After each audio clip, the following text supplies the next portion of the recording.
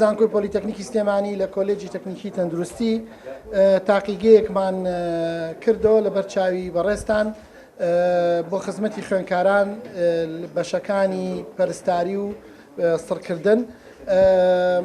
ئەم تاقیگەیەکی نوێیە، ڕەنگە بڵین لەسەر ئاستی هەموو عێراق تاقیگەیەک بەم شێوازە فێرکاری بۆ خوێندکاران ڕەنگە یەکەمین تاقیگە بێ لە زانکۆ حکوومەکانی هەرێمی کوردستان و عێراقیش.